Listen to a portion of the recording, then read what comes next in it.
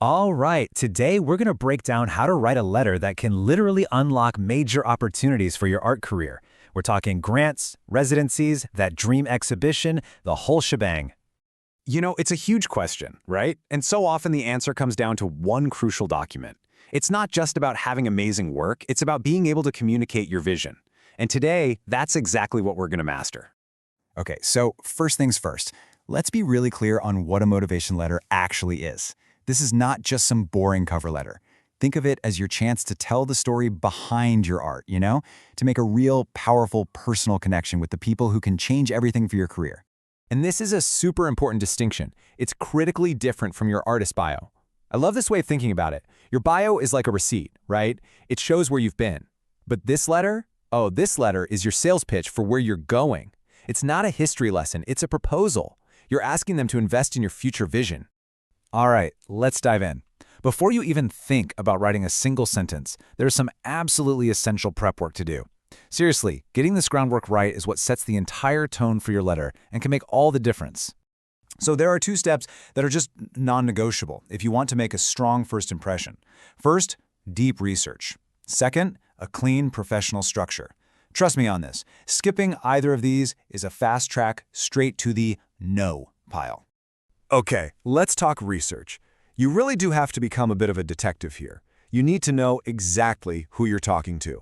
Are you applying to, say, the Pollard-Krasner Foundation? They really value artistic merit and financial need. Or is it the Gottlieb Emergency Grant? That's all about crisis relief. See the difference? Knowing what they deeply care about, that is your absolute secret weapon. Now, here's a really crucial constraint you have to remember. You don't have endless space. We're talking 300 to 500 words, typically. That means every single word has to earn its place. This is no time for rambling. It's all about being concise and powerful. And that brings us to the golden rule. 1 page. That's it. You have to remember, the people reviewing these are looking at hundreds, maybe thousands of applications. So respect their time. Be direct. A single, amazing page will always beat 3 pages of fluff.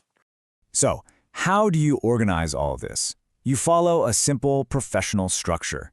This isn't about being robotic or rigid.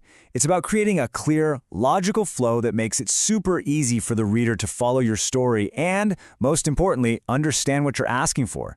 It just screams professional. Okay, so now that the foundation is set, it's time to build the heart of your letter. This is your core narrative. This is where the magic happens, where you connect your art, your passion, and your goals directly to this specific opportunity. Your opening line has one job. Grab their attention and state your purpose immediately. I mean it. No generic stuff like, to whom it may concern. Get right to it. Be direct, name the specific grant or residency you're applying for, and just jump right in. Here's a perfect example of what I'm talking about. Bam! In one single sentence, we know who's writing, what they want, what their art is about, and why they need the support. It's so clear, so specific, it just immediately frames the entire conversation perfectly. All right, now we're in the body of the letter. And the most crucial thing here is to show them you've done your homework. You can't just send a generic letter to 50 different places and hope for the best. You have to show that you've chosen them for a very specific reason. How? Connect the themes in your work directly to their mission. And this is a fantastic example of how to do that. It does two things at once beautifully. First, it connects the project, echoes of memory, right to the Foundation's mission of supporting innovative art. And second, it clearly and professionally states the need. Doesn't sound desperate, right? It just frames the money issue as a barrier to getting important work done. Okay, next up, you have to back up all that passion with some proof. This is where you establish your credibility. You've told them about your vision, now you need to show them you have the dedication and the track record to actually follow through.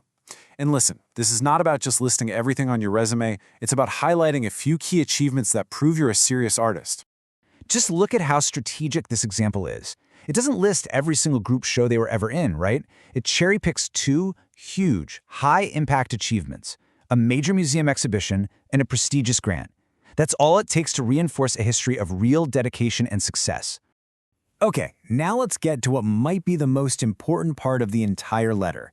This is where you convince them that supporting you isn't just a handout, it's a valuable investment. This is where you answer the big, so what question. You need to paint a super clear picture of what success looks like after they've given you their support. Don't be vague here. What are you going to do with the money or the space or the time? Will you buy specific materials, rent a studio to create a whole new series? Maybe you'll engage the community with workshops. You've got to be specific. This is such a perfect way to do it. See how it shows both the personal impact and the public impact?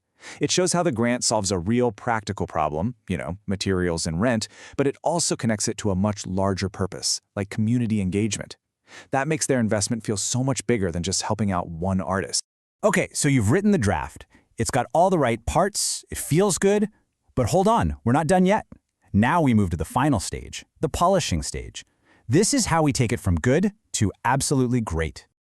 These 3 final steps, honestly, this is what separates an amateur application from a professional one. You have to edit ruthlessly for clarity.